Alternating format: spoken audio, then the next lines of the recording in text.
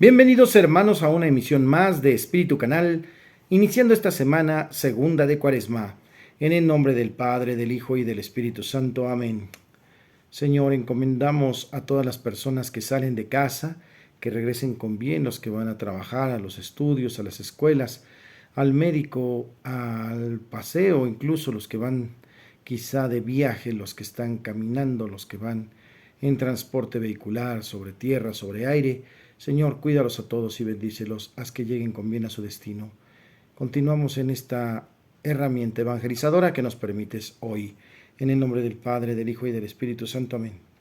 Bienvenidos y bendecidos. Espíritu Canal, con ustedes.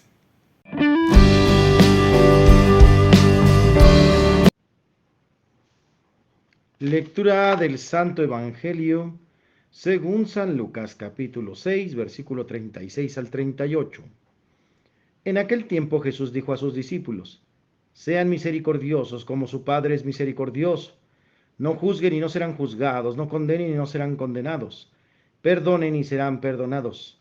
Den y se les dará. Recibirán una medida buena, bien sacudida, apretada y rebosante en los pliegues de su túnica, porque con la misma medida con que midan serán medidos. Palabra del Señor. En el Evangelio el Señor nos invita a ser como Él, a tener misericordia, es decir, a perdonar, a saber tener un corazón caritativo con aquellos que nos han fallado, con aquellos que fallan, todavía darles una oportunidad más en nuestro corazón, saberlos contener, saberlos tolerar, saberlos perdonar. Y por otro lado también dice que no juzguemos para no ser juzgados. El único que nos puede juzgar es Dios, es nuestro Señor. ¿Por qué? Porque Él es santo, perfecto. Nosotros no podemos juzgarnos entre nosotros porque siempre seremos muy duros en el juicio. Y pues todos tenemos pecados, y unos hablamos del pecado del otro, pues también nosotros tenemos muchos pecados. Y también es importante perdonar. Dice, perdonen y serán perdonados. Nos recuerda una de las partes del hermosísimo Padre Nuestro: perdónanos como nosotros perdonamos a los que nos ofenden, que también hemos visto la semana pasada. Nos continúa diciendo que recibiremos mucho, recibiremos una medida bien apretada, es decir, una medida muy digna, muy suficiente para seguir adelante en todos los aspectos de la vida. Hermanos, la invitación del Señor es que copiemos, que vivamos con Él como ejemplo. Él es el tipo del cual tenemos nosotros que responder y estar completamente convencidos y enamorados. Es el Señor, nuestro Señor, es el Rey del universo. Vivamos imitando su camino. Por ahí hay un librito muy bonito que se llama Imitación de Cristo, de Tomás de Kempis. Muy bueno, recomendable para la lectura espiritual. Imitemos a Cristo.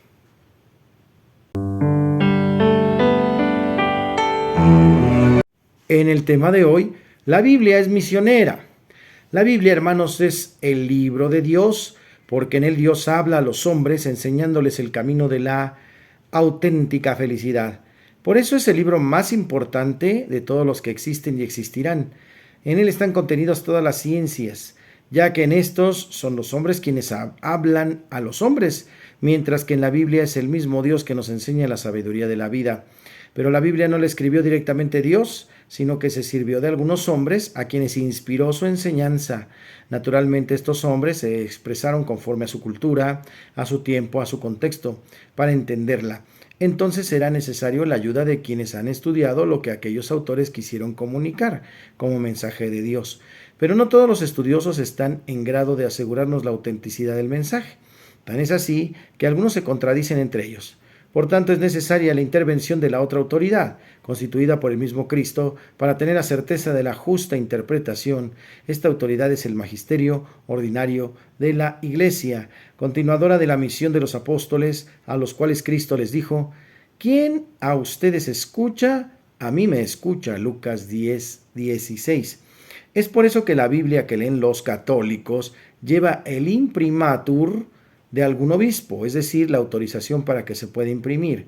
Esta Biblia misionera lleva dos aprobaciones: una, la traducción que llevaron a cabo la Sociedad de las Sociedades Bíblicas Unidas, y otra para los comentarios que debemos de poner en este contexto para entenderla mejor. Recuerden que la Biblia católica tiene una ventaja sobre todas las Biblias, que tiene notas al pie de página, porque los estudiosos han colocado ahí también su interpretación y también su apoyo para estar en conexión con otros versículos. Toda Biblia debe ser misionera porque debe proyectarse, preocuparse por ser compartida a los demás hermanos. Por lo tanto, hay muchas Biblias que se hacen llamar misioneras, todas deben de serlo.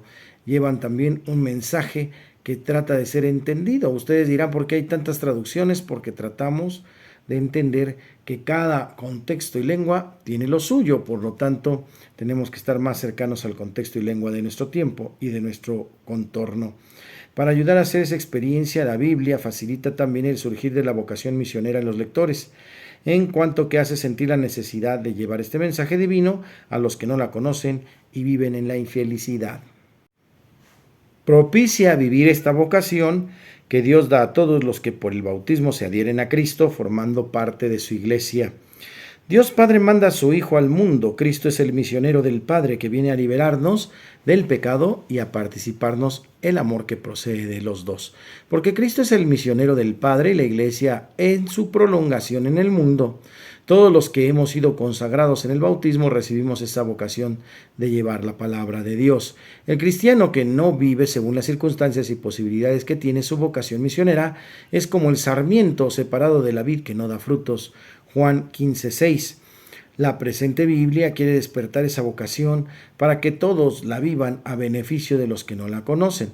La riqueza de la revelación y viven en las tinieblas del error que llevan a la desesperación. La presentación de la palabra de Dios es un esmero apostólico que está destinada para toda persona que desee y tiene hambre del encuentro con la verdad. Finalmente, el Señor es la verdad, que sienta necesidad de descubrir y gustar el amor de Dios.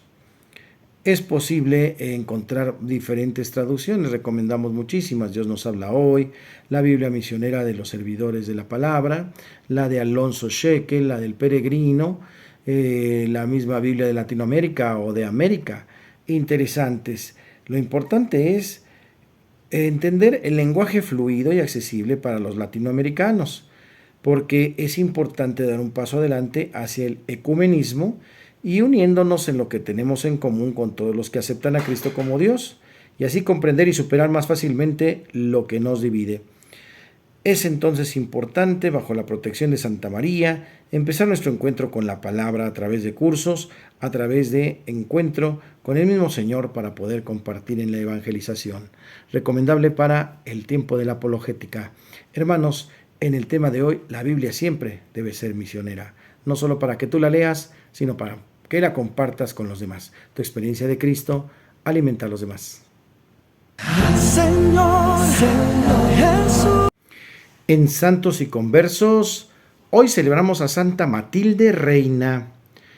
Muy joven se casó con Enrique, duque de Sajonia, Alemania. Su matrimonio fue excepcionalmente feliz. Sus hijos fueron Otón I, emperador de Alemania, Enrique, duque de Baviera, San Bruno y arzobispo de Baviera. Gemerga, esposa de un gobernante, y Eduviges, madre del famoso rey francés Hugo Capeto.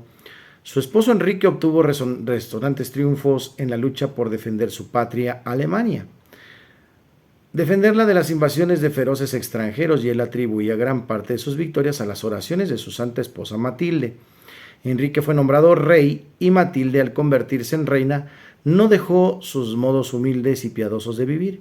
En el palacio real, más pareciera una buena mamá que una reina, y en su piedad se asemejaba más a una religiosa que a una mujer de mundo. Ninguno de los que acudían a ella en busca de ayuda se iba sin ser atendido. Era extraordinariamente generosa en repartir limosnas a los pobres. Su esposo casi nunca le pedía cuentas de los gastos que ella hacía, porque estaba convencido de que todo lo que repartía a los más necesitados, y tampoco se disgustaba por las frecuentes prácticas de piedad a que ella se dedicaba. La veía tan bondadosa y tan fiel que estaba convencido de que Dios estaba contento de su santo comportamiento. Después de 23 años de matrimonio quedó viuda al morir su esposo Enrique. Cuando supo la noticia de que él había muerto repentinamente de un derrame cerebral, ella estaba en el templo orando Inmediatamente se arrodilló ante el Santísimo Sacramento y ofreció a Dios su inmensa pena y mandó a llamar a un sacerdote para que celebrara una misa por el descanso eterno del difunto. Terminada la misa se quitó todas sus joyas y las dejó como un obsequio ante el altar, ofreciendo a Dios el sacrificio de no volver a emplear sus joyas jamás. Su hijo Otón I fue elegido emperador, pero el otro hermano Enrique deseaba también ser jefe y se declaró en revolución. Otón creyó que Matilde estaba de parte de Enrique y la expulsó del palacio. Ella se fue a un convento a orar para que sus dos hijos hicieran las paces, y lo consiguió. Enrique fue nombrado duque de Baviera y firmó la paz con Otón, su hermano, pero entonces a los dos se les ocurrió que todo ese dinero que Matilde afirmaba que había gastado en los pobres lo tenía guardado. La sometieron a pesquisas humillantes, pero no lograron encontrar ningún dinero. Ella decía con humor: es verdad que se unieron contra mí, pero por lo menos se unieron. Y sucedió que a Enrique y a Otón empezó a irles muy mal. Comenzaron a sucederles cosas muy desagradables. Entonces se dieron cuenta de su gran error, que había sido tratar tan mal a su Santa Madre, y fueron y le pidieron humildemente perdón y la llevaron otra vez al palacio y le concedieron amplia libertad para que siguiera repartiendo limosnas a cuanto le pidieran. Ella los perdonó gustosamente y le avisó a Enrique que se preparara bien a morir porque le quedaba poco tiempo de vida. Y así sucedió. Otón adquirió tan grande veneración y tan plena confianza con su Santa Madre que cuando se fue a Roma a que el sumo pontífice lo coronara emperador, la dejó a ella encargada del gobierno de Alemania. Sus últimos años los pasó Matilde dedicada a fundar conventos y a repartir limosnas a los pobres. Otón, que al principio la criticaba diciendo que era demasiado repartidora de limosnas, después al darse cuenta de la gran cantidad de bendiciones que se conseguían con las limosnas, le dio amplia libertad para dar sin medida. Dios devolvía siempre 100 veces más.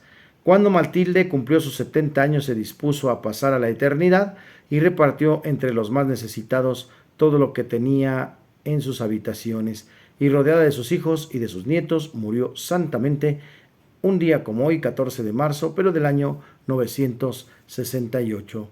Hermanos, en santos y conversos, el día de hoy celebramos a Santa Matilde Reina.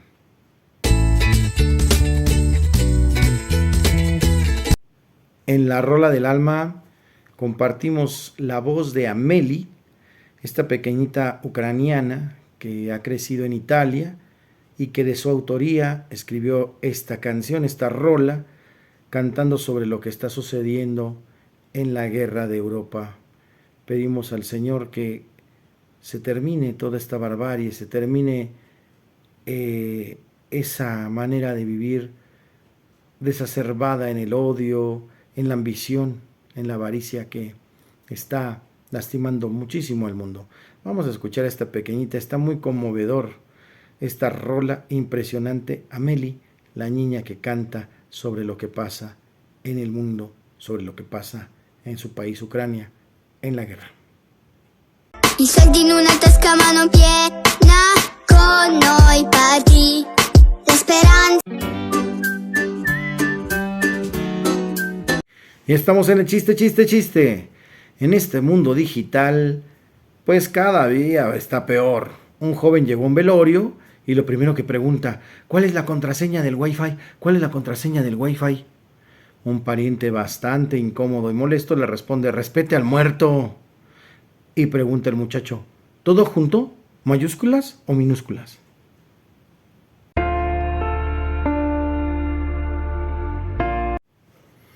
En Curiosidades de la Iglesia Católica, el espíritu que da vida. La Biblia comienza por los orígenes. Entonces, antes de que Dios pronunciara su primera palabra, no había más que desolación y vacío, aguas borboteantes y tinieblas, es decir, muerte. Pero el Espíritu de Dios aleteaba por encima de las aguas, es el comienzo de la vida. Con estas imágenes, los maestros de Israel indican que Dios está en todo y sobre todo lo que vive. Se desarrolla y crece en la tierra. Su Espíritu es el garante de que la creación no está nunca privada de Dios. No está abandonada al azar, ni menos aún a merced de espíritus malvados. Oramos en el Salmo 104, qué grandes son tus obras, Señor. Todo lo hiciste con sabiduría. Tú envías tu espíritu y lo creas y renuevas la faz de la tierra. En Curiosidades. En la buena onda damos gracias al Señor por todos los que han asistido al retiro de sanación interior allá en Morelos, en Temixco, para ser muy claros. Bendecido sea el Señor y esperemos que todos esos hermanos que pues han tenido esta gran oportunidad lleven este mismo mensaje a otros o preparen otros retiros para hermanos de sus propias comunidades.